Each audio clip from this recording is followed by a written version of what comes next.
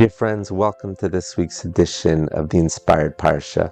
This week we have the incredible privilege to read through Parsha's Chayei, Sara. And like every Parsha in the Torah, there's so many beautiful, rich Torah ideas, especially in the Hasidic world. But I just want to focus on one pasuk, one verse.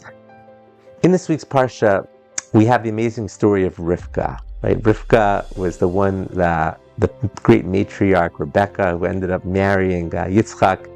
And we find the quest that Eliezer, the servant of Avram, of Abraham, went to go to find a wife for Yitzchak, and he meets Rivka at this well, and she goes out of her way to show a tremendous amount of kindness to Eliezer, to his servants. She feeds him, she feeds the camels, she gives them water to drink. She goes out of her way to show so much kindness.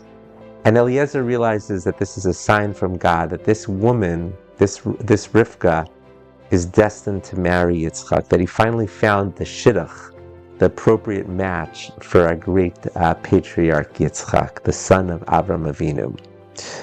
So there's an interesting pasuk. It says that when Eliezer realized that he saw this sign, and he saw that he recognized that this was a sign from God, that Rivka was destined to marry Yitzchak, the pasuk, the verse says something interesting. This is in Bereshit, Genesis chapter 24, verse 27. It says, he said, "Blessed is Hashem, who has not abandoned his kindness and truth."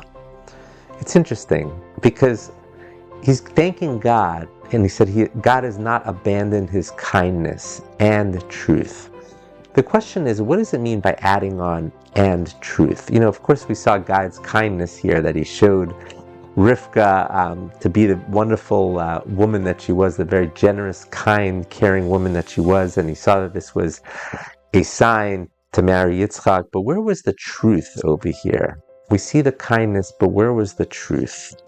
So the Kotzker Rebbe says something beautiful. He says that chesed, kindness, is when Hashem gives us something good. But what's emes? Emes is when we finally understand why it was good.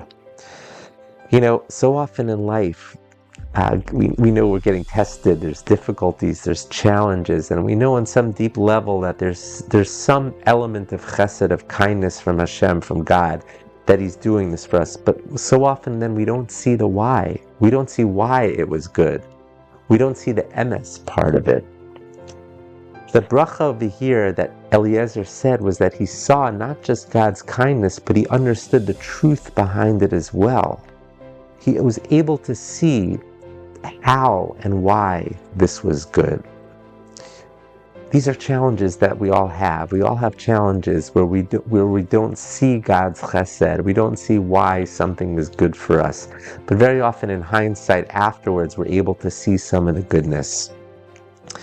I want to give everyone a bracha, a blessing, to not just know, when God's kindness comes, but to finally to be able to understand why it was good. And if we don't see why it was good, to have the emunah, to have the faith, to know that somehow down the road we will understand why this was good for us. Sometimes we won't even get the answer in this world. Sometimes we'll get the answer in the next world, the olam ha'emes, the world of truth.